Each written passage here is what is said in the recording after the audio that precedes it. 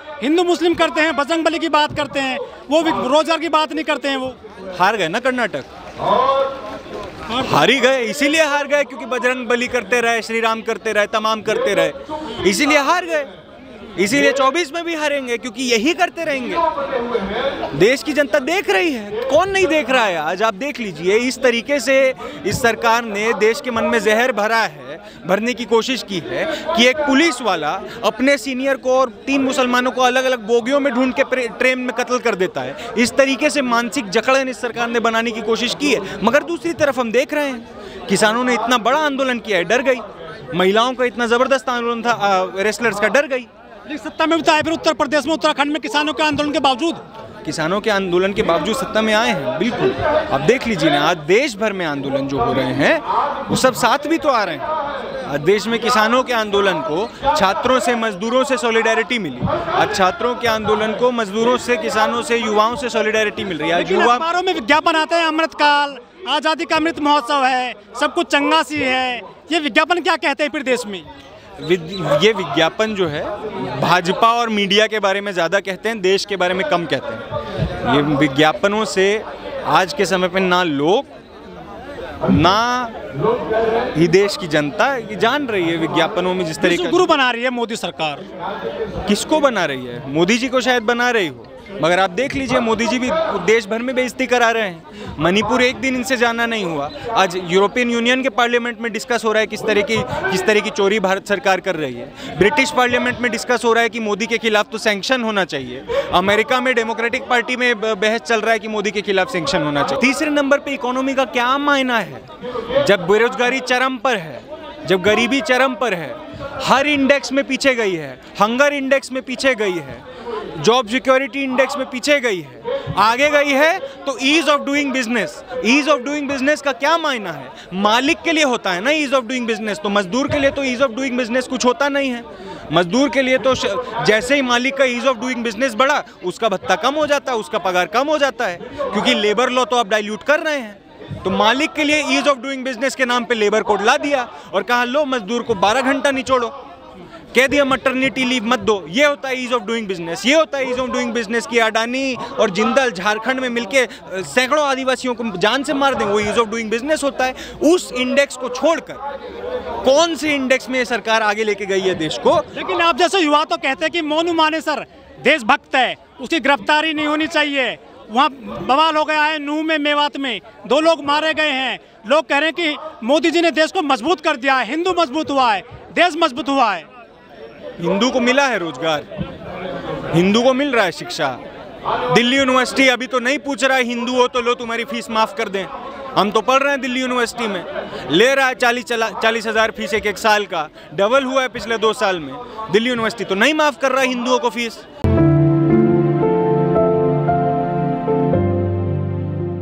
ये एक नैरेटिव चला था कि इंडिया इज़ इंदिरा और इंदिरा इज़ इंडिया, तो ठीक उसी तरीके से आज देश में जो लोग मोदी वो जनरली एक, आप बताइए मंत्री परिषद में रेल मंत्री का काम भी मोदी जी करते हैं, गृह मंत्री का काम भी मोदी जी करते हैं, अपना काम छोड़ करके बाकी सब काम मोदी जी बात भी करते हैं। वो वही बात है ना कि ये एकालाप है। प्रधानमंत्री को वार्तालाप करने की जरूरत है, वो सिर्फ अपने मन की बात लोगों को बताते हैं, लोगों के मन की बात को वो खुद नहीं सुनना चाहते हैं। लोग कहते हैं आप जैसे कि मोदी ने देश को बचा लिया। वही है ना, कहाँ कैसे बचा लिया? इस देश है, मणिपुर इतने दिन से जल रहा है, मणिपुर इस देश का हिस्सा है कि नहीं है? इसी देश का हिस्सा है ना। जम्मू कश्मीर में चल रहा है मामला। अब बताइए ना, हर जगह आप पूरे नॉर्थ ईस्ट से लेकर के आप जम्मू कश्मीर, केरल, कर्नाटक, हरियाणा, मैं वही कह रहा हूँ, क्या कहते हैं कि क्यों नहीं मोदी जी। और एक व्यक्ति जो है जो देश के बाहर, मतलब पार्लियामेंट के बाहर जो बाइट पे बाइट दिया जाता है, वो व्यक्ति इतने दिन से पार्लियामेंट जाने से डर रहा है।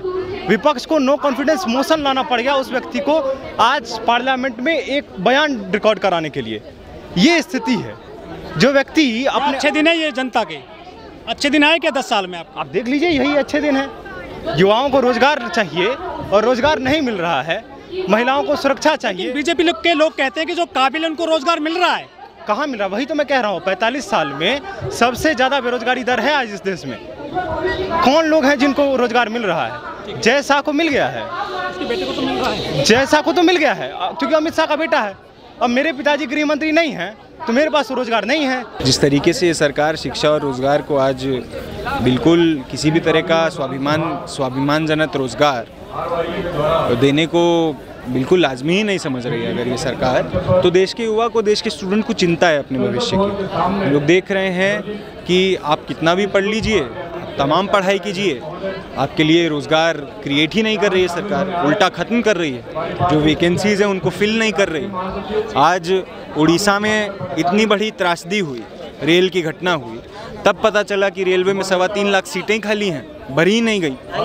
यूपीएससी एसएससी में हर साल पता चलता है इतनी हज़ारों सीटें खाली पड़ी हैं। लेकिन प्रचार कर रही है मोदी सरकार कि 10 लाख लोगों को रोजगार दे रही है मोदी सरकार इस साल 10 लाख लोगों को रोज़गार दे रही है। एनएसएसओ का सरकारी डेटा बता रहा है कि 45 साल में सबसे ज़्यादा बेरोजगारी है आज के समय पर। मोदी सरकार कहाँ प्रचार कर रही है, किसको रोज़गार दे रही है, कुछ बताए तो सही। और मोदी सरकार की रोज़गार की डेफिनेशन हम लोगों ने देखी है।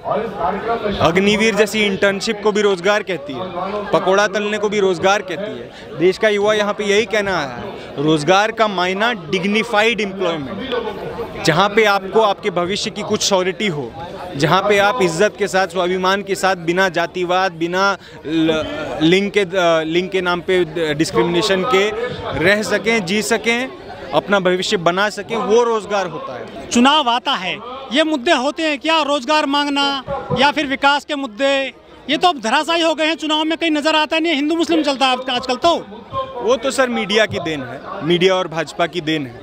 जनता का आम जीवन, हर रोज़ का जीवन जीविका तो रोज़गार से ही, शिक्षा से ही खड़ा है ना। आज जो भी मजदूर के मन में, भले तमाम हिंदू मुस्लिम हो, 200 रुपया टमाटर खरीद रहा है ना, देख रहा है आज कितना सारे लोग हैं जो 100 रुपये लीटर पेट्रोल भी खरीद रहे हैं, देख रहे हैं। आम जीवन वही है। आम जीवन में संघर्ष यही है कि सरकार ना तो शिक्षा दे पा रही है, ना रोज़गार दे पा रही है, या देना चाह नहीं रही है, क्योंकि रिसोर्सेज तो खूब हैं।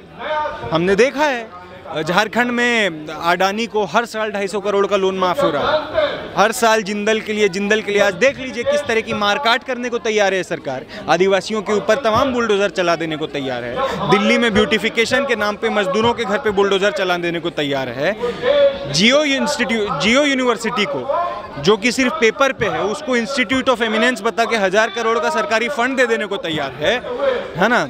90 करोड़ से ज़्यादा, 90 करोड़ का घाटा लेकर रफाइल खरीदने को तैयार है। तो सरकार के पास रिसोर्स की तो कोई कमी नहीं है। एसएससी जो है, आरआरबी, एनटीपीसी जो है, ये तो नहीं कह रहा अच्छा हिंदू हो तो बहाली तुम्हारी कर देंगे। ये बैठा, कितना लोग हिंदू बैठा है, बहाली नहीं हुआ। एक दिन पहले पता चल रहा है कि प्राइवेट को दे दी तुम इनकी नौकरी।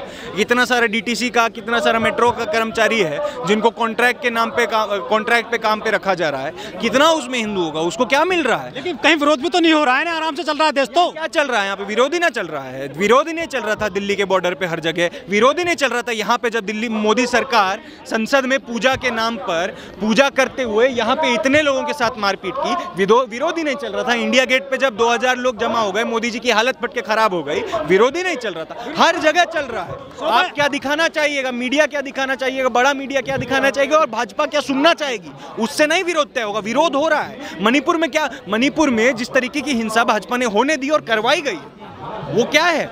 अब भाजपा उस पे एक शब्द न बोले तो इसका ये मतलब नहीं है ना कि हो नहीं रहा, हो रहा है। लेकिन शोभा यात्राओं में लोग त्रिशूल लेकर चल रहे हैं, तलवार लेकर चल रहे हैं, वहां जा रहे हैं। आप जैसे युवा रोजगार नहीं मांग रहे हैं, वो हिंदुओं को मजबूत कर रहे हैं। देखिए, कांवड़ ला रहे हैं वो। देखिए, कौन सा फोटो देश में ज्यादा चलेगा, उससे सिर्फ नहीं तय होता है कि देश में कहाँ की हवा है।